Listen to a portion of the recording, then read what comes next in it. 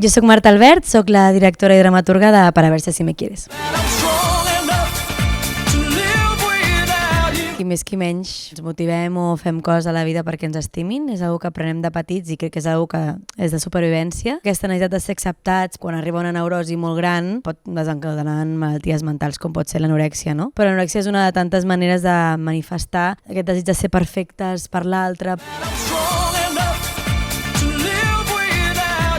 Crec que al final ens mirallem en un munt de coses i mutilem una part de nosaltres i intentem ser una persona que no som per tal d'encaixar, per tal que ens acceptin, i arriba un punt en el que et mires i no reconeixes res del que ets. No et fa més feliç ser aquesta altra persona que és una mena de matxembrat d'altres persones i de coses que has vist, i aquí comença una anorèxia, comença una depressió.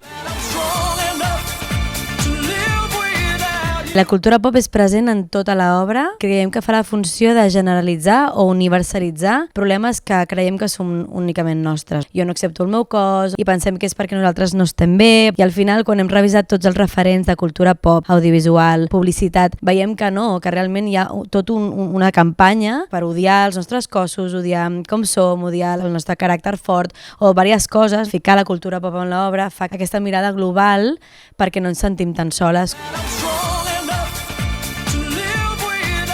Para verse si me quieres és una peça molt necessària perquè posa sobre la taula temes molt importants i que són responsabilitat de totes, com pot ser la violència de gènere, la violència sexual, les malalties mentals, els trastorns d'alimentació. És important venir perquè entre totes mirem aquests temes a la cara i deixem de sentir-nos tan soles com que és una cosa que ens passa només a nosaltres.